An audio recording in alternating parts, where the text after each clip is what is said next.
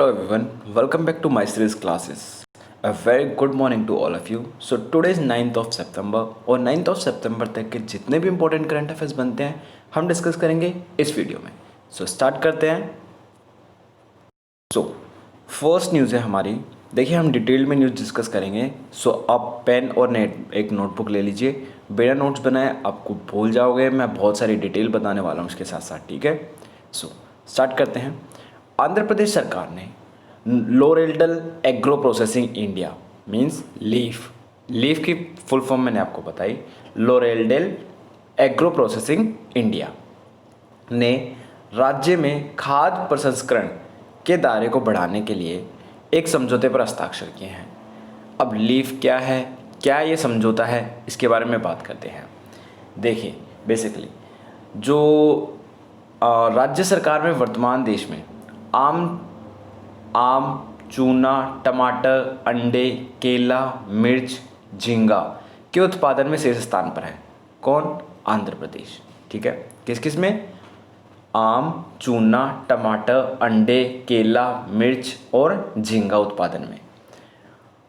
पर मूंगफली, मक्का और चावल के उत्पादन में दूसरे स्थान पे है.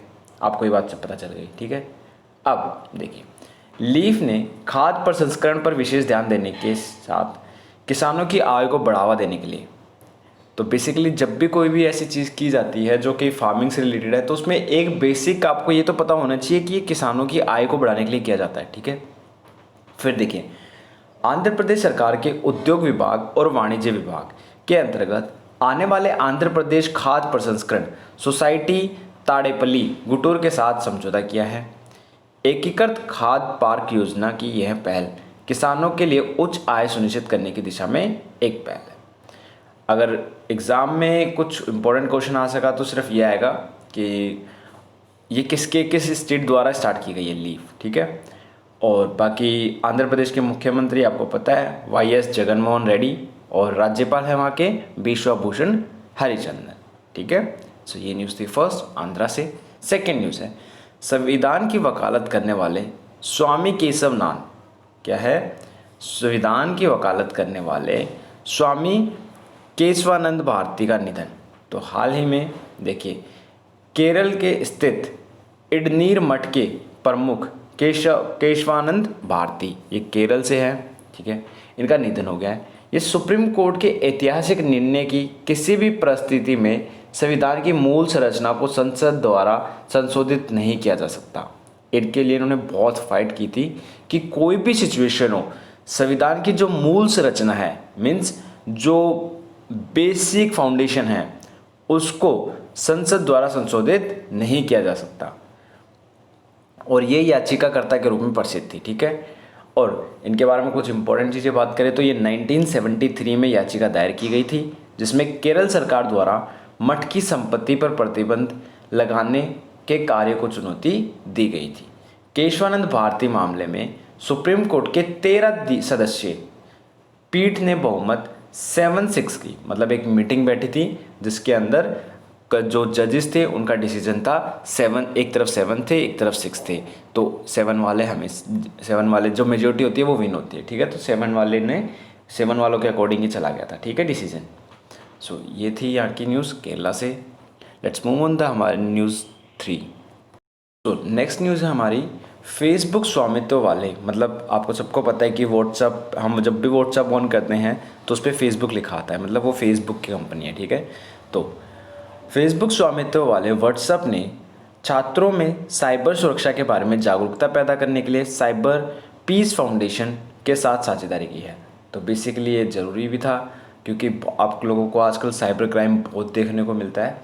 तो इसके बारे में डिटेल में बात करते हैं. तो देखिए फेसबुक स्वामित्व वाले व्हाट्सएप ने छात्रों के साइबर सुरक्षा के बारे में जागरूकता पैदा करने के लिए साइबर पीस फाउंडेशन मतलब CPF, साइबर पीस फाउंडेशन मतलब CPF. ठीक है. इसकी स्टार्टिंग की है. इसके अलावा देखिए इस साझेदारी का लक्ष्य इस वर्ष के अंत तक, मतलब जो ये ईयर चल रहा है हमारा 2020, इसके अंत तक पैन इंडिया कार्यक्रम के तहत दिल्ली, मध्य प्रदेश, बिहार, झारखंड, महाराष्ट्र सहित 5 भारतीय राज्यों को लगभग 15,000 छात्रों तक पहुंच बनाना है. और इसके बारे में और बेसिकली चीज़ बात करें तो देखिए, सीपीएफ, यूनिसेफ और राज्य पुलिस अधिकारियों के परामर्श से बच्चों के लिए ऑनलाइन सुरक्षा बढ़ाने के लिए युक्तियों और अभिभावकों के साथ सह निर्मित पाठ्यक्रम का उपयोग करते हुए शिक्षकों, अभिभावकों और छात्रों को प्रशिक्षित करेगा। सॉरी। इन प्रशिक्षण स्तरों के अंत में जानकारी को अधिक संस्थागत रूप दिए जाने के लिए प्रतिभागी एक साइबर पीस क्लब बनाएंगे और मार्गदर्शन का प्रबंध किया जाएगा, जिससे अन्य छात्रों ऑनलाइन बाल सुरक्षा को बढ़ावा देने के लिए संदर्भित कर सकते हैं। ठीक है। इसके अलावा अगर और इम्पोर्टेंट क्वेश्चन इस न्यूज़ से क्या पूछा जा सकता है एग्जाम में, देखिए, संस्थापक और अध्यक्ष साइबर पीस फाउंडेशन के कौन है? विनीत कुमार। तो सीपीएफ के आपको संस्थापक पूछे जा सकते हैं, वो है विनीत कुमार। पूछ सकते हैं साइबर पीस फाउंडेशन की स्थापना कब हुई थी? तो 2003 में हुई थी। साइबर पीस फाउंडेशन का मुख्यालय कहाँ है? नई दिल्ली में। ठीक है।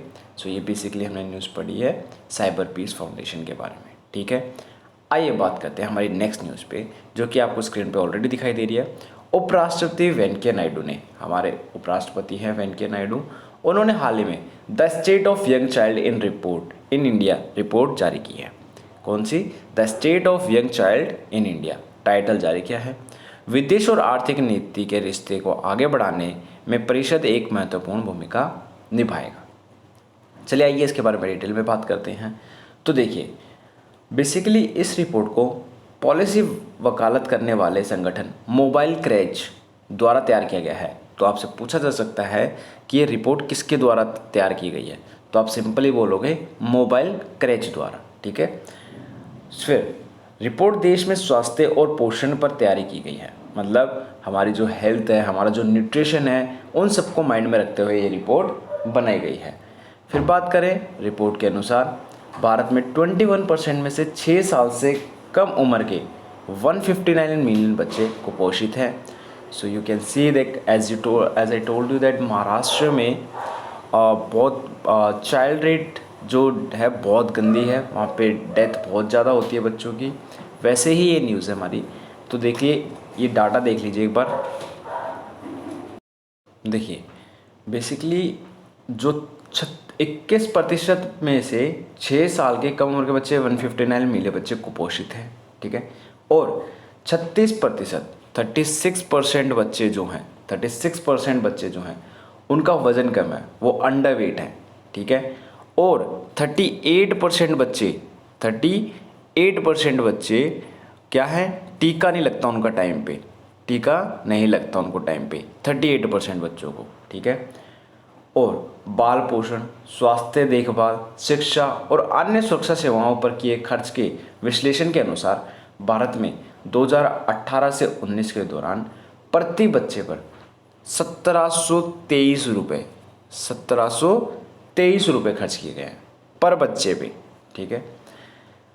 जो पूरी योग्य आबादी को कवर करने के लिए अपर्याप्त है। आपको भी पता है ये तो 1723 रुपये में एक बच्चे पे क्या ही होगा। ठीक है। फिर बेसिकली इसकी रिपोर्ट में कुछ डाटाज आए हैं, तो मैं आपको वो डाटा बता देता हूँ। अच्छा प्रदर्शन करने वाले राज्य बने हैं केरल, उसके बाद गोवा, उसके बाद त्रिपुरा, उसके बाद तमिलनाडु, उसके बाद मिजोरम। और सबसे खराब प्रदर्शन करने वाले बने हैं, सबसे बेकार बिहार, उसके बाद उत्तर प्रदेश, उसके बाद झारखंड, उसके बाद मध्य प्रदेश और उसके बाद छत्तीसगढ़। ठीक है। सो बेसिकली ये थी। आइए एक और चीज़ जो मैं आपको बस के बारे में बताना चाहूँगा, यंग चाइल्ड आउटकम इंडेक्स में प्राथमिक विद्यालय स्तर पर बालकों की उपस्थिति, शिशु मृत्यु दर, स्टंटिंग क्या होती है? जो भूख से मरते हैं, जैसे संकेतों को मद्देनजर में स्वास्थ्य, पोषण और ज्ञान संबंधी विकास का मापा गया है। तो बेसिकली इसमें जितनी प्रॉब्लम्स आई है उनको इम्प्रूव करने के लिए स्टेप्स लिए जाएंगे। और सूचकांक के आधार पर, मतलब उस लिस्ट के आधार पर 8 राज्य असम, मेघालय, राजस्थान, छत्तीसगढ़, मध्य प्रदेश, उत्तर प्रदेश और बिहार। दोबारा सुनिए, असम, मेघालय, राजस्थान, छत्तीसगढ़, मध्य प्रदेश, झारखंड, उत्तर प्रदेश और बिहार ने देश में औसत से नीचे स्कोर किया है, एवरेज से स्कोर कम किया है। राज्य की तुलना के लिए 2005 से 6 और 15 से 16 के 2 समय अवधि के लिए सूचकांक का तैयार किया गया था और समय के साथ परिवर्तन भी विचार किया जाएगा। सो बेसिकली ये 2005 और 2006 जो मैंने बताया है ये बेस ईयर काउंट करते हैं, मतलब पिछले 2005 में इन्होंने 2 बेस ईयर लिए इस बार। देखो 2005 से 6 और 2015 से 16, तो उन ईयर के जो डाटा थे उनसे कंपेयर किया गया इस डाटा को, तब जाके ये सारी रिपोर्ट का डाटा बाहर निकल के आया। ठीक है, सो ये न्यूज़ यहीं ख़त्म होती है। आइए आगे बढ़ते हैं। सो हमारी नेक्स्ट न्यूज़ है इंटरनेशनल लिटरेसी डे। प्रत्येक वर्ष 8 सितंबर को विश्व स्तर पर अंतर्राष्ट्रीय साक्षरता दिवस पर मनाया जाता है। सो बेसिकली मैं इस क्वेश्चन को ऐसे बुला सकता था कि इंटरनेशनल लिटरेसी डे कब मनाया जाता है, ठीक है, बट देखिए मेन होता है आपको कॉन्सेप्ट क्लियर होना चाहिए, न्यूज़ क्यों करंट अफेयर्स में है और क्या है उससे रिलेटेड जो आपसे पूछा जा सकता है पेपर में। अगर आपको पूरी न्यूज़ पता होगी तो ऑब्वियस है उस न्यूज़ से कुछ भी पूछा जाए आप नहीं घबराओगे, आप आंसर करके आओगे। सो इसे बच्चे कहते हैं कि सर आप ऑब्जेक्टिव फॉर्म में क्वेश्चंस लाओ, क्योंकि एग्ज़ाम में ऑब्जेक्टिव फॉर्म में ही आते हैं तो हमें उससे अच्छा मिलेगा, हमें फ़ायदा मिलेगा, आदत होगी। बट ऐसा नहीं है कुछ भी। अगर आप न्यूज़ को डिटेल्ड एनालाइज करते हो, अपने नोट्स खुद बनाते हो, तो आपसे कोई भी क्वेश्चन मिस नहीं होगा एग्ज़ाम में। ठीक है, सो पढ़ते हैं इंटरनेशनल लिटरेसी डे के बारे में, पढ़ते हैं थोड़ा बहुत। ठीक है, सो देखिए अगर ये ऑब्जेक्टिव टाइप में ख़त्म होता क्वेश्चन तो यहीं पे ख़त्म हो जाता कि इंटरनेशनल लिटरेसी डे कब मनाया जाता है। अभी डिटेल्ड में लेके आया हूँ मैं वन लाइनर में, तो इसको हम डिटेल में डिस्कस करेंगे तो देखिए कितनी जानकारी मिलेगी आपको इसके बारे में। तो देखिए यह दिन व्यक्तियों, समुदाय और समाजों के लिए साक्षरता के महत्व और अधिक साक्षर समाजों के लिए गहन प्रयासों की आवश्यकता के बारे में जागरूकता फैलाने के लिए मनाया जाता है। अब लिटरेसी डे है तो आपको पता है लोगों में अवेयरनेस फैलाने के लिए, किसकी अवेयरनेस, शिक्षा की, एजुकेशन के लिए। ठीक है, इस बार का थीम क्या था इसका, तो इस बार की थीम थी literacy teaching and learning in the covid crisis and beyond. ठीक है, तो ये थीम थी, आ सकती है literacy teaching and learning in the covid crisis and beyond. ठीक है, इसमें शिक्षकों की भूमिका और शिक्षा की भूमिका पर केंद्रित यह विषय है। यह विषय जीवन भर सीखने और परिप्रेक्ष्य के साक्षर सीखने पर प्रकाश डालता है और इस तरह यह मुख्य रूप से युवाओं और वयस्कों पर ध्यान केंद्रित करता है। ठीक है, अगर बात करें इंटरनेशनल लिटरेसी डे का इतिहास क्या है, कब से मनाया जाता है, किसके द्वारा मनाया जाता है, तो देखो आपको यूनेस्को के बारे में पता होगा। ठीक है, जिसका मुख्यालय पेरिस फ्रांस में है। यूनेस्को के प्रमुख कौन है, ऑड्रे अजौले है। यूनेस्को की स्थापना कब हुई थी, 16 नवंबर 1945। तो यूनेस्को के बारे में आपको ये पता चल गया होगा। तो बेसिकली यूनेस्को द्वारा 1966 में 1966 में 8 सितंबर को अंतर्राष्ट्रीय साक्षरता दिवस घोषित किया गया था ताकि अंतर्राष्ट्रीय समुदायों को व्यक्तियों, समुदाय और समाजों के लिए साक्षरता महत्व के बारे में जागरूक किया जा सके। ठीक है, और समाज को अधिक साक्षर बनाया जा सके। सो बेसिकली ये न्यूज़ थी इंटरनेशनल लिटरेसी डे के बारे में। यूनेस्को के बारे में मैंने कुछ फैक्ट्स बताए। हेडक्वार्टर है पेरिस फ्रांस में, हेड है ऑड्रे अजौले और यूनेस्को की स्थापना हुई थी 16 नवंबर 1945 को। ठीक है, लेट्स मूव ऑन द हमारी नेक्स्ट न्यूज़।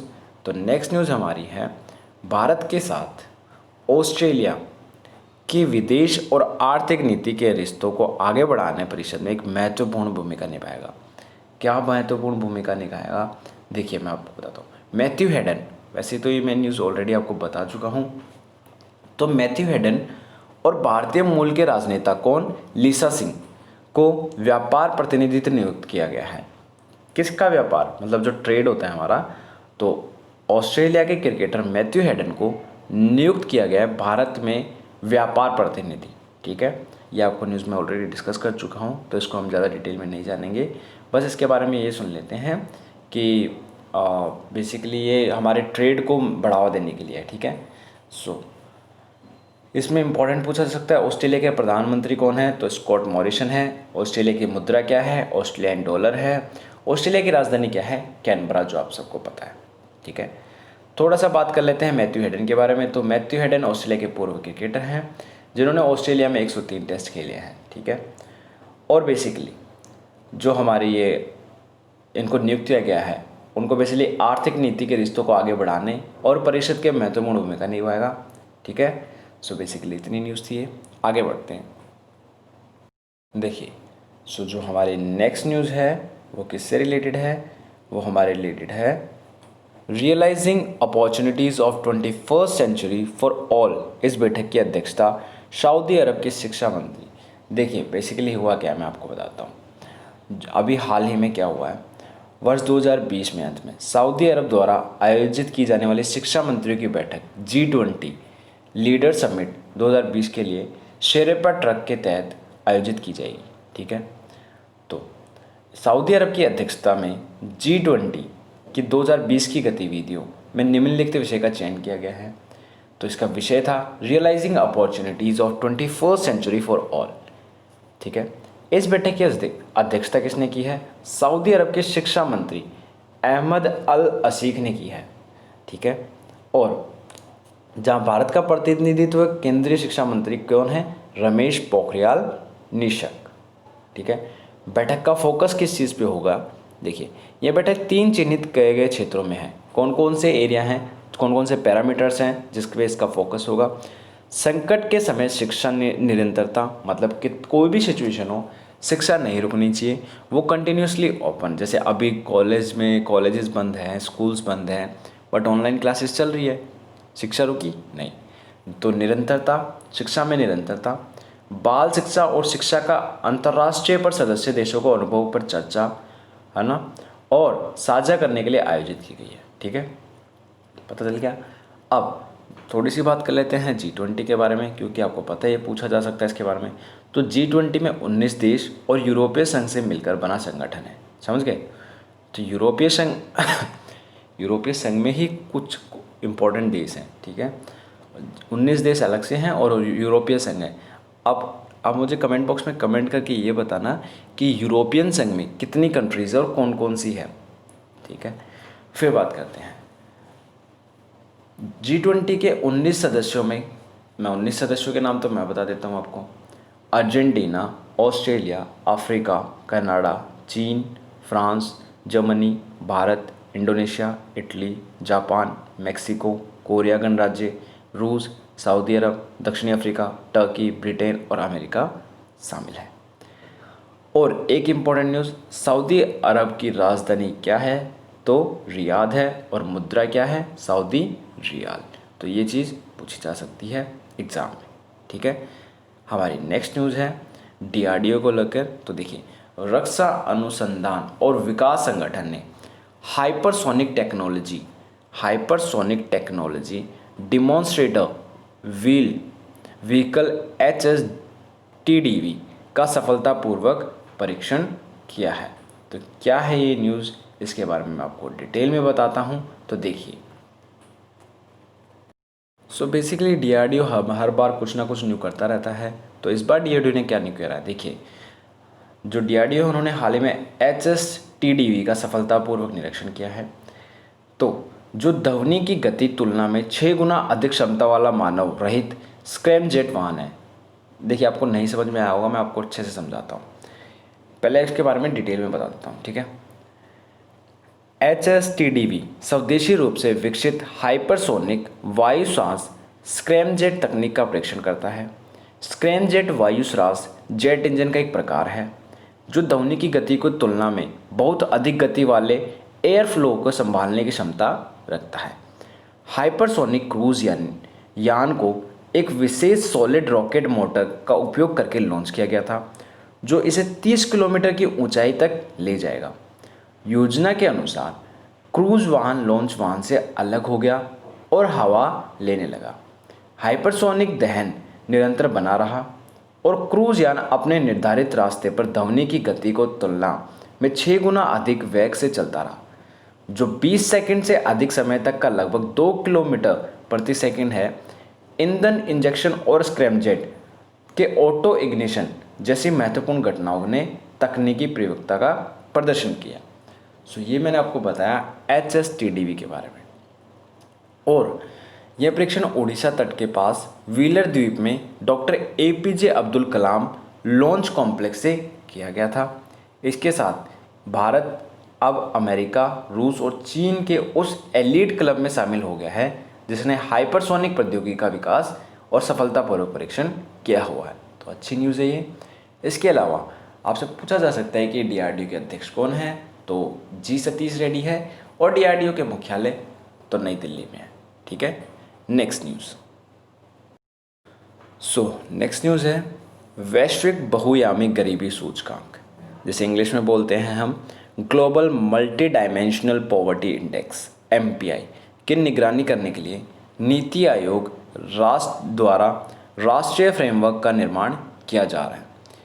पहले तो हम बात करेंगे global multi dimensional poverty index क्या है, फिर ये नीति आयोग को इसका निर्माण करने की ज़रूरत क्या है। तो देखिए, बेसिकली मैं आपको सारी डिटेल बताता हूँ। देखिए, वैसे इसको अगर कभी मतलब कोई यूपीएससी की तैयारी कर रहा है तो इसको हम पता है कौन से टॉपिक से जोड़ सकते हैं, तो इसको हम जोड़ सकते हैं बहुआयामी गरीबी सूचकांक सस्टेनेबल डेवलपमेंट गोल फर्स्ट से। ठीक है, बात करें ये वैसे क्यों है न्यूज़ में, तो देखिए global multi dimensional poverty index हाल ही में बेसिकली एक चीज़ तो आप ये तो नोटिस कर लो कि ये नीति आयोग के द्वारा इसके जो निगरानी के लिए जो फ्रेमवर्क निर्माण किया जा रहा है वो नीति आयोग भारत में MPI निगरानी के लिए नोडल एजेंसी है। ठीक है, फिर बात करें वैश्विक मतलब वर्ल्ड ग्लोबली MPI भारत सरकार द्वारा पहचाने गए उन 29 चुनिंदा वैश्विक सूचकांकों को में से एक है जो 29 डेवलपमेंट गोल्स हैं, जिसमें सुधार और विकास के लिए वैश्विक संकेतक global indices to drive reform and growth गिर के रूप में जाना जाता है। GIRG क्या मैंने बताई, GIRG की आपको full form global indices to drive reform and growth. ठीक है, सुधार और विकास के लिए वैश्विक संकेत। तो GIRG में शामिल सूचकांक महत्वपूर्ण सामाजिक और आर्थिक संकेतों के आधार पर भारत के प्रदर्शन के मापन और निगरानी की मदद करता है। बात करें हम इस इंडेक्स के बारे में, तो देखिए ग्लोबली बहुआयामी गरीबी सूचकांक 107 विकासशील देशों की बहुआयामी गरीबी मापने की अंतर्राष्ट्रीय प्रणाली है। तो इसमें 107 देशों की गरीबी प्रणाली को ये नापता है। इसे ऑक्सफोर्ड गरीबी और मानव विकास पहल और संयुक्त राष्ट्र विकास कार्यक्रम द्वारा 2010 विकसित किया गया था। ठीक है, तो किसने किया था, ऑक्सफोर्ड गरीबी और मानव विकास पहल और UNDP संयुक्त राष्ट्र विकास कार्यक्रम द्वारा। इसे प्रतिवर्ष माह में संयुक्त राष्ट्र के सतत विकास पर उच्च स्तरीय राजनीतिक फोरम में जारी किया जाता है। ठीक है, अब नीति आयोग द्वारा जो MPI निगरानी फ्रेमवर्क की दिशा में कदम उठाए गए हैं उनकी बात करें तो देखिए बेसिकली इस समिति में विद्युत, दूरसंचार, खाद्य और सार्वजनिक वितरण, पेयजल और स्वच्छता, शिक्षा, आवास में, शहरी मामलों में, स्वास्थ्य और परिवार कल्याण जैसे मंत्रालय और विभागों के सदस्य शामिल हैं। ठीक है, मंत्रालय या विभागों के सदस्यों के अलावा OPHI और UNDP के विशेषज्ञ भी इस समिति को अपनी तकनीकी सहायता उपलब्ध कराएंगे। इसके पैरामीटर्स की बात करें कि राष्ट्रीय पैरामीटर्स क्या हैं MPI के, किस लेवल पे ये नापता है, तो देखिए राज्य और केंद्र शासित प्रदेशों की रैंक तैयार करने के लिए नीति आयोग द्वारा एक राष्ट्रीय बहुआयामी गरीबी सूचकांक तैयार किया जा रहा है। MPI में प्रदर्शन की निगरानी के लिए MPI पैरामीटर डैशबोर्ड तैयार किया जा रहा है। यह डैशबोर्ड 5 बेंचमार्कों पर आधारित राज्यों की प्रगति का आकलन करेगा, और वो 5 बेंचमार्क कौन से हैं, देखिए MPI के आयाम, शिक्षा, स्वास्थ्य, जीवन स्तर। ठीक है, MPI के संकेतकों में 10 संकेत हैं। ठीक है, उप संकेतों में प्रत्येक संकेत में 13 उप संकेत हैं। मतलब ये ऐसे है, बेसिकली मैं आपको एक चीज़ बताऊं तो सस्टेनेबल डेवलपमेंट गोल एक है, उस गोल के अंदर 6-7 गोल हैं, मतलब ये सस्टेनेबल डेवलपमेंट गोल और इसके पार्ट्स जिनको उसके अंदर अचीव करना है। ठीक है, फिर उसके बाद बात करें राज्य की वर्तमान स्थिति संकेतों के नवीनतम आउटकम सर्वे पर आधारित है। ठीक है, फिर अगर बात करें राज्य सुधार कार्य योजना, तो देखिए MPI के अनुसार राज्यों में आवश्यक सुधारों को लागू करने के लिए राज्य सुधार कार्य योजना मतलब स्टेट रिफॉर्म एक्शन प्लान को क्रियान्वित किया जाएगा, इसको अप्लाई किया जाएगा। और इसमें क्या इंपॉर्टेंट कदम उठाए जाएंगे, जो मैंने आपको बताया स्टेट रिफॉर्म एक्शन प्लान के बारे में, तो इसमें इंपॉर्टेंट कदम जो उठाएंगे जाएंगे वो है एमपीआई संकेतकों और उप संकेतकों में विभाजित अर्थात संकेतकों का विसमूहन किया जाएगा, मतलब इनको डिवाइड किया जाएगा। संकेतकों के संबंधित योजनाओं के प्रदर्शन का मापन करना, ठीक है, संबंधित योजना को क्रियान्वित करने और मंत्रालय विभाग की पहचान करना, विभिन्न मंत्रालय राज्य तथा अन्य हितधारकों को परामर्श करना, लक्ष्य समय तथा सीमा तय करना, उच्च माध्यम तथा निम्न विपरीतताओं का निर्धारित करना। तो वैसे हिंदी में देखिए आपको समझने में दिक्कत आ सकती है, तो मैं आपको एक बार इंग्लिश में बता देता हूँ। फर्स्ट स्टेप ये करेंगे, डिसएग्रीगेट करेंगे एमपीआई पैरामीटर्स को, ठीक है। सेकंड स्टेप में क्या करेंगे, map schemes and high frequency administrative indicators बनाएंगे। थर्ड में क्या करेंगे, आइडेंटिफाई रेलिवेंट मिनिस्ट्रीज, ठीक है, कौन कौन सी इंपॉर्टेंट है। उसके बाद ये क्या करेंगे, उसके बाद ये consultations with states and union ministers, जो यूनियन टेरिटरी के मिनिस्टर हैं और जो स्टेट के मिनिस्टर्स हैं उनके साथ ये मीटिंग करेंगे। उसके बाद क्या करेंगे, डिफाइन टारगेट्स एंड टाइमलाइन, सब कुछ डिसाइड कर लेंगे, फिर उसके बाद टारगेट्स और टाइमलाइन डिसाइड करेंगे। सिक्स्थ स्टेप पे ये क्या करेंगे, priority setting high medium and low, मतलब कौन सी चीज़ को प्रायोरिटी देनी है, हाई किसको देनी है, लो किसको देनी है, मीडियम किसको देनी है, समझ गए। सो ये था बेसिकली। तो हिंदी में बहुत ज़्यादा ही कन्फ्यूजिंग हो गया था, इसलिए ये इंग्लिश में बताना आपको ज़रूरी था। अब आपको समझ में आ गया होगा। फिर इसका महत्व क्या है, सर ये बनाया तो जा रहा है निगरानी करने के लिए फ्रेमवर्क, बट इसका महत्व क्या है। देखिए बेसिकली इसका महत्व मैं बताऊं तो सतत विकास लक्ष्य 1 जो हमारा सस्टेनेबल डेवलपमेंट गोल 1 है, जो गरीबी को उसकी सभी रूपों में हर जगह से ख़त्म करने पर बल देता है, के अनुरूप है। विश्व बैंक की गरीबी रेखा की अवधारणा की तुलना में एमपीआई अधिक व्यापक दृष्टिकोण जो सामाजिक अवसंरचना पर व्यय बढ़ाने की भारत की आवश्यकता के अनुकूल है। एमपीआई का राष्ट्रीय मापन प्रतिस्पर्धी संवाद को बढ़ावा देगा, ठीक है। निष्कर्ष की बात करें, सर इतना पढ़ा दिया इसके बारे में, निष्कर्ष क्या है, तो मैं आपको एक बात बता दूं, बहुआयामी गरीबी का निर्धारण की आय ही एकमात्र संकेत नहीं होता, बल्कि अन्य सूचकों जैसे खराब स्वास्थ्य, काम की खराबी गुणवत्ता आदि पर भी ध्यान दिया जाता है। अतः एमपीआई की बेहतर निगरानी से राष्ट्रीय विकासात्मक लक्ष्यों को प्राप्त करने में मदद मिलेगी। सो सस्टेनेबल डेवलपमेंट गोल्स को अचीव करने में बहुत मदद मिलेगी। तो ये न्यूज़ आपको समझ में आ गई होगी, बहुत डिटेल में हमने डिस्कस करा है, बहुत सारी न्यूज़ आपको जानने को भी मिली होगी। आइए बात करते हैं हमारी नेक्स्ट न्यूज़ के बारे में। तो देखिए हमारी नेक्स्ट न्यूज़ है 10th वित्त आयोग, जो 10वां वित्त आयोग था, के सलाहकार पैनल के कई सदस्यों ने कोविड-19 महामारी के कारण वैश्विक अनिश्चितता में वृद्धि को देखते हुए केंद्र और राज्य के राजकोषीय घाटे को एक सीधा लक्ष्य रखने के बजाय एक सीमा मतलब रेंज निर्धारण विचार करने का सुझाव दिया है।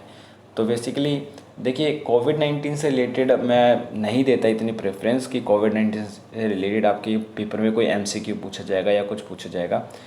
तो मैं बेसिकली आपको बहुत शॉर्ट सी चीज़ बता देता हूँ जो इस न्यूज़ के अंतर्गत आपको समझने की ज़रूरत है। सबसे पहले आप ये समझ लीजिए कि यह सुझाव राजकोषीय घाटे और सकल घरेलू उत्पाद मतलब हमारे जीडीपी ग्रॉस डोमेस्टिक प्रोडक्ट की तुलना में ऋण के अनुपात के लक्ष्य का एक दायरा निर्धारित करने के लिए दिया गया है। तो इतना समझ लीजिए। उदाहरण के लिए मैं आपको एक छोटा सा सिंपल बता देता हूँ। देखिए मान लीजिए कि राजकोषीय घाटे का लक्ष्य 3% न होकर 3.5 से 5% के बीच हो सकता है। ये मौद्रिक नीति समिति द्वारा निर्धारित खुदरा मुद्रास्फीति 4% प्लस। देखिए ये आपको अभी रहने दीजिए, इतना कन्फ्यूजिंग ना होइए, ठीक है। आपको बात कर लेते हैं एफआरबीएम कानून क्या है। तो सबसे पहले उल्लेखनीय है यह देश की राजकोषीय व्यवस्था में अनुशासन लाने के लिए तथा सरकारी खर्च तथा घाटे जैसे कारकों पर नजर रखने के लिए राजकोषीय जवाबदेही एक बजट प्रबंधन कानून के वर्ष 2003 में तैयार किया गया था, ठीक है। फिर अगर बात करें मौद्रिक नीति समिति एमपीसी, मौद्रिक नीति समिति क्या होती है, इसका गठन ब्याज दर निर्धारण को अधिक उपयोगी और पारदर्शी ट्रांसपेरेंसी बनाने के लिए 27 जून 2016 को किया गया था। तो पूछा जा सकता है मौद्रिक नीति समिति के उद्घाटन कब किया गया था। और बेसिकली वित्त अधिनियम 2016 द्वारा reserve bank of India 1934 RBI अधिनियम के संशोधन किया गया था, ठीक है। सो बेसिकली इसमें आगे की राह क्या है, मतलब क्या ये दिमाग लगाना चाह रहे हैं। तो देखिए आंकड़ों के अनुसार वित्त वर्ष 2020 से 21 के पहले 3 माहों में, मतलब अप्रैल से जून हमारा जो 20-21 के लिए केंद्र राजकोषीय घाटा 6.62 लाख था, ठीक है, रुपए पहुंच गया, जो कि इस वर्ष के लिए बजटीय लक्ष्य रुपए 7.96 करोड़ रुपए का है, ठीक है। कोविड-19 जैसी महामारी के राजकोषीय अनिश्चितताओं का बढ़ावा स्वाभाविक है। आपको ही पता है ये तो कि कोविड-19 जैसी बीमारी आएगी तो जीडीपी ही क्या बहुत हर चीज़ डाउन चली जाएगी, ठीक है। फिर आगे बढ़ते हैं हमारी नेक्स्ट न्यूज़ पे।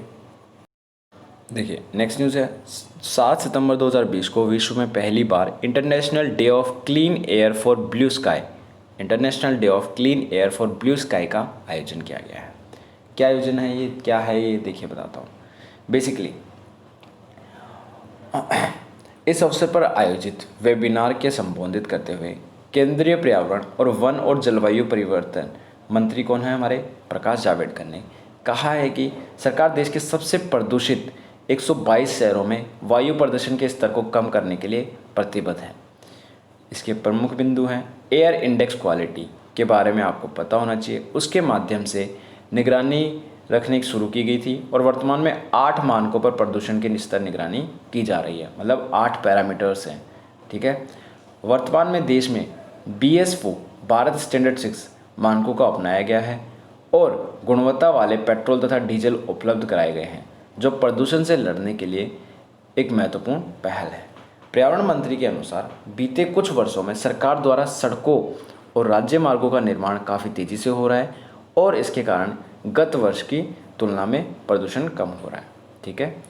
अब बात करें हम international day of clean air for blue sky क्या है इसके बारे में, तो देखिए बेसिकली ये 2020 में पहली बार किया गया है आयोजन। सबसे पहली चीज़ आपको ये पता होनी चाहिए, international day of clean air for blue sky 2020 में पहली बार किया गया है। इस दिवस का मुख्य उद्देश्य सभी स्तरों, मतलब व्यक्ति, समुदाय, निगम और सरकार आदि पर संबंध में जन जागरूकता बढ़ाना है कि स्वच्छ हवा स्वास्थ्य और उत्पादकता अर्थव्यवस्था और पर्यावरण की दृष्टि से काफ़ी महत्वपूर्ण है, ठीक है।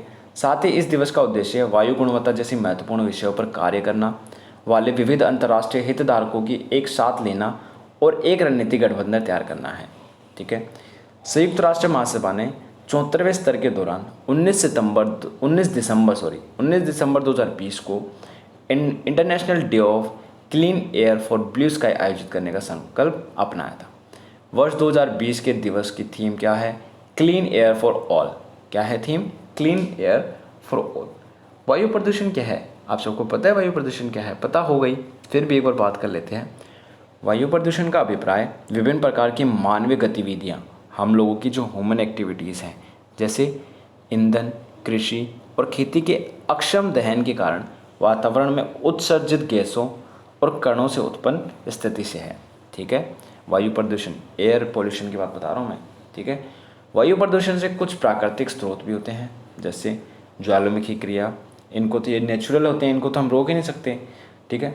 और वनाग्नि, डिफोरेस्टेशन जिसे बोलते हैं इंग्लिश में, मतलब वनों का जलना, कोहरा और परागण आदि शामिल है। ये तो नेचुरली इनको हम रोक नहीं सकते, किंतु प्राकृतिक स्रोतों में उत्पन्न वायु प्रदूषण कम खतरनाक होता है। बट हाँ, इतना है कि जो हम ह्यूमन बींग्स इतना एयर पोल्यूशन करते हैं वो बहुत ज़्यादा हजार्डस, बहुत ज़्यादा खतरनाक होता है जो नेचुरल एक्टिविटीज़ से होता है, ठीक है।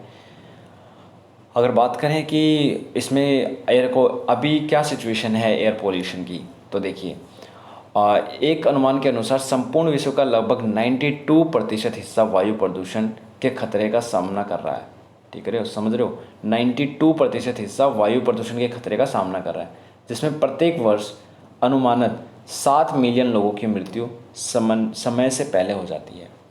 सिर्फ एयर पोल्यूशन का एक रीज़न बता सकते हैं हम कि हर वर्ष 7 मिलियन लोगों की मृत्यु टाइम से पहले हो जाती है। तो एयर पोल्यूशन की इम्पोर्टेंस आप समझ सकते हो आप। और हवा में अवांछित गैसों की उपस्थिति से मनुष्य, पशुओं, पक्षियों को गंभीर स्वास्थ्य समस्याओं का सामना करना पड़ता है। इससे अस्थमा, सर्दी, आँखों में जलन, श्रवण शक्ति कमज़ोर होना, त्वचा रोग आदि बीमारियां पैदा होती है, ठीक है। और अब बेसिकली बात करें तो इसका उपाय क्या है, तो देखिए प्रत्येक शहर में प्रदूषण के अलग अलग स्रोत हैं, इसलिए राज्यों को प्रदूषण के स्तर में कमी लाने के लिए शहर केंद्रित योजनाओं के साथ कार्य करना चाहिए। इस कार्य के लिए इलेक्ट्रिक वाहनों और उपयोगों को प्रोत्साहित करना चाहिए। हवा को स्वच्छ करने के लिए लोगों की भागीदारी आवश्यक हो। कारपूलिंग, सार्वजनिक परिवहन को उपयोग को बढ़ावा दिया जाना चाहिए और वायु प्रदूषण को रोका जाना संभव है, किंतु इसके अलावा सभी हितधारकों, जिनमें आम नागरिकों से लेकर निजी कंपनियों और सरकारें शामिल हैं, एक साथ एक मंच पर आना होगा। अगर एक साथ एक मंच पर आ गए तो एयर पोल्यूशन रुक सकता है। आइए बात करते हैं हमारी नेक्स्ट न्यूज़ पे। तो देखिए विदेशी मुद्रा भंडार का उच्चतम स्तर। भारतीय रिजर्व बैंक द्वारा 4 सितंबर को जारी आंकड़ों के अनुसार सप्ताह के अंत में भारत का विदेशी मुद्रा फॉरेक्स का भंडार $3.883 बिलियन बढ़कर $541.43 बिलियन उच्चतम स्तर पर पहुंच गया है। तो ये न्यूज़ है। इसमें बात करें चर्चा में क्यों है, तो 5 जून 2020 को समाप्त सप्ताह में पहली बार भारत का विदेशी मुद्रा भंडार 500 बिलियन के पार गया है, पहली बार गया है ये, ठीक है। इसके फॉरेक्स पता है आपको, विदेशी मुद्रा भंडार क्या होता है, तो मैं आपको बता देता हूँ। देखिए किसी भी देश का अर्थव्यवस्था के पास उपलब्ध कुल विदेशी मुद्रा उसकी विदेशी मुद्रा संपत्ति भंडार कहलाती है। मतलब किसी भी देश की अर्थव्यवस्था के पास उपलब्ध कुल विदेशी मुद्रा उसकी विदेशी मुद्रा संपत्ति कहलाती है, ठीक है। अंतर्राष्ट्रीय मुद्रा कोष के अनुसार आधिकारिक विदेशी मुद्रा भंडार मौद्रिक और विनिमय दर प्रबंधन के लिए निर्मित नीतियों के समर्थन और विश्वास बनाए रखने जैसे उद्देश्यों के लिए रखे जाते हैं। संकट के समय जब उधार लेने तक पहुंच कम हो जाती है तो विदेशी मुद्रा तरलता बनाए रखते हुए इस संकट को अवशोषित करने में मदद करती है। तो बेसिकली आपको ये हिंदी लैंग्वेज में बड़ा ही टफ लग रहा होगा, मैं सिंपली बता देता हूँ। विदेशी हम जो फॉरेक्स रखते हैं, किसी भी फॉरेन कंट्री की करेंसी हमारे में कितनी है उसको हम हमारा फॉरेन एक्स बोलते हैं। और ये काम कब आता है, जैसे ट्रेड करना हो, इमरजेंसी हो, डिज़ास्टर आ गया हो, इस करेंसी को उसी टाइम यूज़ किया जाता है, ठीक है। बेसिकली ट्रेड में बहुत काम आती है, ठीक है। फिर किसी भी देश के विदेशी मुद्रा भंडार निम्नलिखित 4 तत्व शामिल होते हैं। क्या शामिल होता है उसमें, देखिए विदेशी परिसंपत्ति मतलब विदेशी कंपनियों के शेयर, डिबेंचर, बॉन्ड इत्यादि विदेशी मुद्रा भंडार। आपने फॉरेन डायरेक्ट एफडीआई के बारे में सुना होगा, फॉरेन डायरेक्ट इन्वेस्टमेंट, या फिर आपने सुना होगा कि अमेरिका की इतनी कंपनी आके भारत में इन्वेस्टमेंट कर रही है, तो वो फॉरेक्स होते हैं, ठीक है। स्वर्ण भंडार, गोल्ड, ठीक है। आईएमएफ के पास रिजर्व बैंक, रिजर्व ट्रेंच जिसे बोलते हैं, ठीक है। विशेष आवरण अधिकार, स्पेशल ड्राइंग राइट्स एसडीआर जिसे बोलते हैं, ठीक है।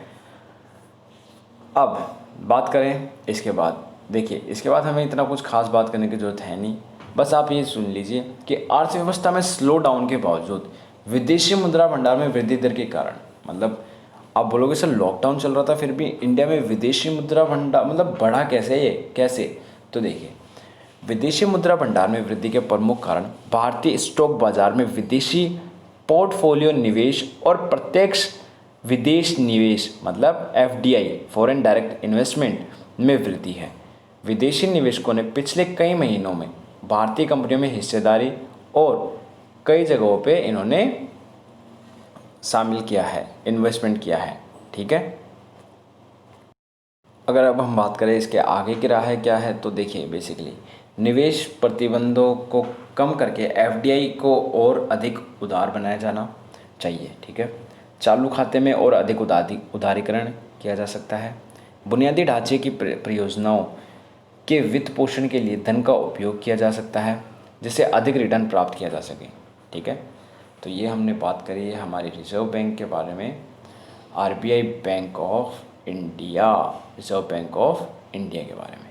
आइए बात करते हैं हमारे नेक्स्ट न्यूज़ की। तो हमारी नेक्स्ट न्यूज़ किससे रिलेटेड है, देखिए। अब हमारी वीडियो थोड़ी लेंदी हो गई है तो फटाफट डिस्कस करते हैं। तो देखिए प्रसिद्ध ब्रॉडकास्टर व प्रकृतिवादी डेविड एटनबरो को इंदिरा गांधी शांति निःशस्त्रीकरण व विकास पुरस्कार 2019 से सम्मानित किया गया है। तो बेसिकली कौन है ये? तो देखिए, डेविड एटनबरो के बारे में बात करें तो वह एक अंग्रेजी प्रसारक और इतिहासकार हैं। वह बीबीसी नेचुरल हिस्ट्री यूनिट को लिखने और प्रस्तुत करने के लिए लोकप्रिय हैं। उन्होंने ग्रह की जैव विविधता को सुरक्षित करने के लिए जागरूक करने का काम किया है।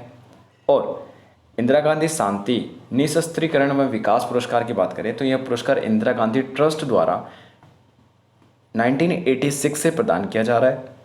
इस पुरस्कार का नाम देश की पूर्व प्रधानमंत्री इंदिरा गांधी पर रखा गया है। यह पुरस्कार उन लोगों को अथवा संगठनों को दिया जाता है जो अंतर्राष्ट्रीय शांति व विकास को बढ़ावा देने के लिए कार्य करते हैं।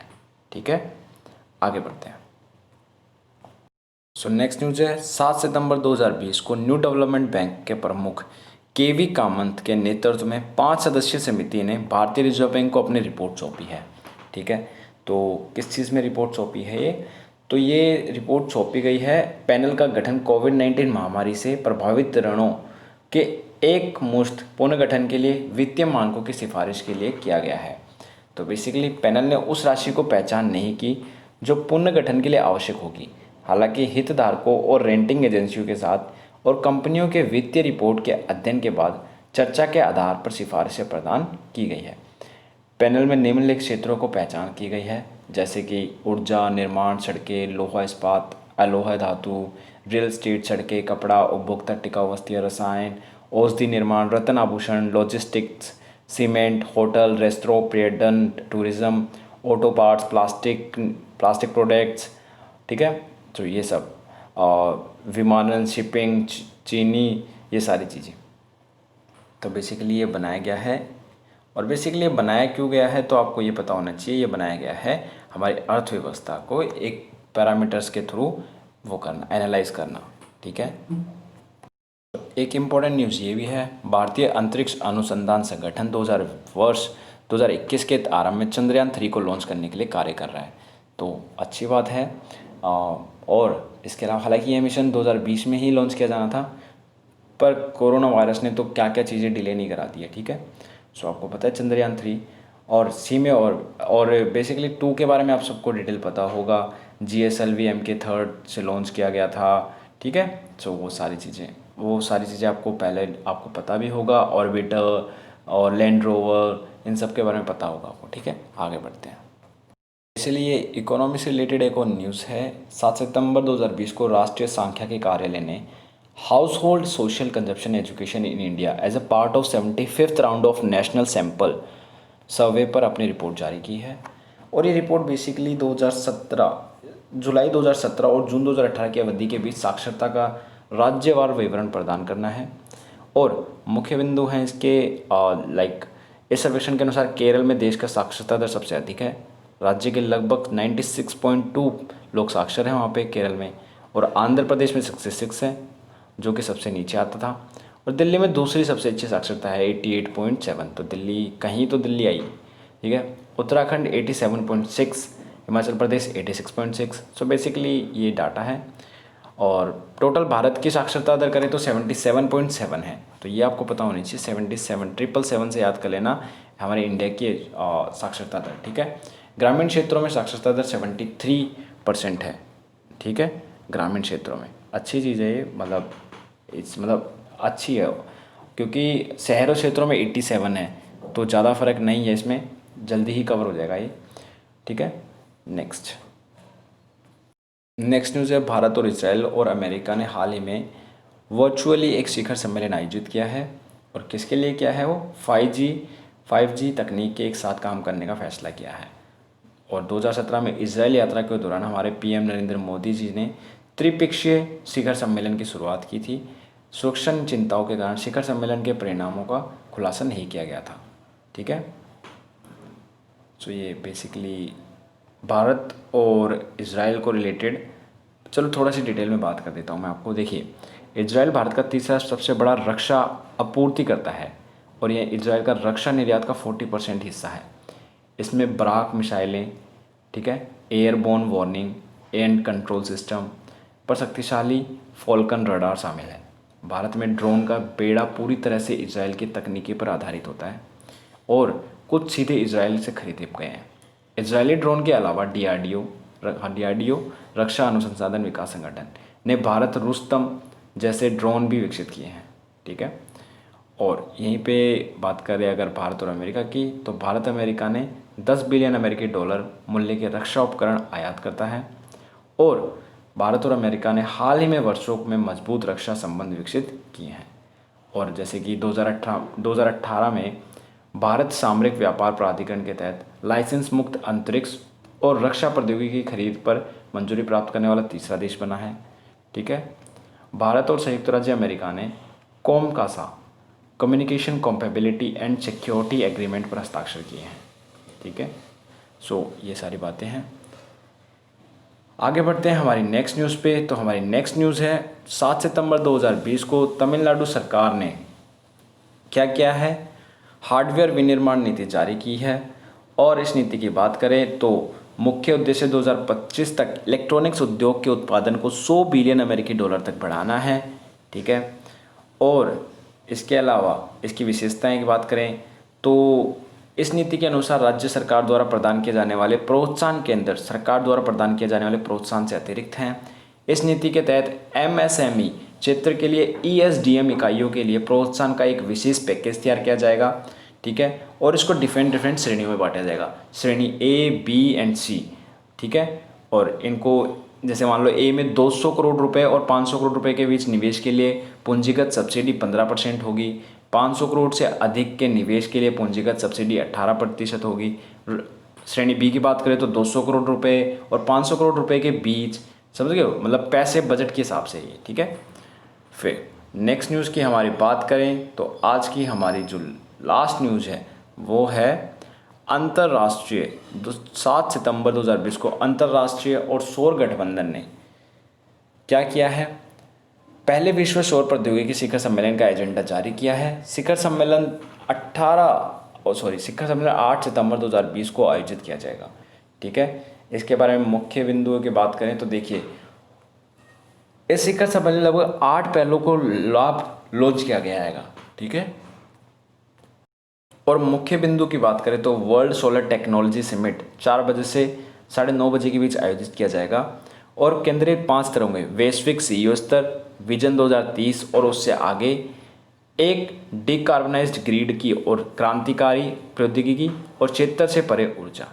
ठीक है, सो ये है, तो ये थे हमारे आज के इंपॉर्टेंट करंट अफेयर्स। आइए डिस्कस करते हैं कुछ बेसिक जो छूट गए हैं। देखिए एक बार, देखिए हाल ही में फाडा के विंकेश गुलाटी को नया अध्यक्ष नियुक्त किया गया है। Federation of automobile dealers association FADA के विंकेश गुलाटी को वर्ष 2020 से 22 के लिए अपने 35वें अध्यक्ष के रूप में नियुक्त करने की घोषणा की है। वह उत्तर प्रदेश के पहले अध्यक्ष भी हैं और गुलाटी ने फाडा अध्यक्ष के रूप में आशीष हासराज का स्थान लिया है। ठीक है, और इम्पोर्टेंट न्यूज़, हाल ही में सितंबर 2020 को ऑस्कर विजेता चेक के निदेशक जीरी मेंजेलेन का निधन हो गया है। मेंजेलेन ने 1968 में विश्व युद्ध पर आधारित क्लोजली वॉच ट्रेन नाटक के लिए सर्वश्रेष्ठ विदेशी भाषा की फिल्म का अकादमी के लिए पुरस्कार जीता था। ठीक है, हाल ही में sanitisation on one call service का शुभारंभ किया गया है। तो लखनऊ में प्रशासन कोविड-19 महामारी के मद्देनज़र sanitisation on one call service शुरू की गई है। अब तक व्यक्तियों में लखनऊ कोविड-19 पॉजिटिव होगा। जब भी कोई व्यक्ति पॉजिटिव होगा कोविड-19 से, तो इस हेल्पलाइन नंबर पर कॉल करेंगे, ये देख लीजिए हेल्पलाइन नंबर, और अपने क्षेत्र में सैनिटाइजेशन करवा सकेंगे। भारतीय अर्थव्यवस्था अपने सबसे खराब संकुचन देख सकती है। फिंच रेटिंग 2021 के लिए भारत जीडीपी पुनर्नुमान के जून 2020 में अनुमानित 5% को लेकर संकुचन से घटाकर 10% कर दिया गया है। तो बेसिकली ये इंडिया की इकोनॉमी डाउन की बात हो रही है। गुजरात के मुख्यमंत्री विजय रूपाणी ने 7 सितंबर 2020 को वीडियो कॉन्फ्रेंसिंग के जरिए कोविड-19 विजय रथ को हरी झंडी दिखाकर रवाना कर दिया है। उन्हें राज्य के 5 जिलों के एक साथ रवाना किया गया है। यह रथ कोरोना वायरस के खिलाफ लड़ाई में सार्वजनिक जागरूकता पैदा करने में मदद करेंगे। गुजरात ने कार्यदल का गठन किया है। गुजरात में राज्य सरकार ने स्कूल शिक्षा के लिए राष्ट्रीय शिक्षा नीति 2020 का अध्ययन और कार्यान्वयन करने के लिए कार्यदल का गठन किया है। राज्य स्तरीय कार्यदल में राजनेताओं, प्रशासनिक अधिकारियों और शिक्षाविदों के 15 सदस्य शामिल हैं। आर मसाकुई जमैका के अगले उच्चायुक्त होंगे। राजनयिक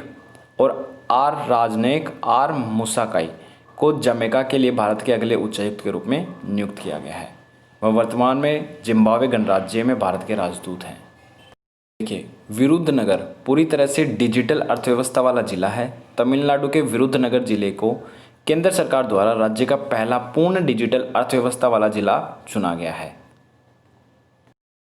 हाल ही में J&K उपराज्यपाल के प्रमुख सचिव नीतीश्वर कुमार बने हैं। IS नीतीश्वर कुमार को जम्मू और कश्मीर के उपराज्यपाल मनोज सिन्हा के प्रधान सचिव के रूप में नियुक्त किया गया है। सो ये थे हमारे आज के important current affairs. I hope so आपको वीडियो अच्छी लगी होगी। Thank you so much for watching this video. Have a nice day.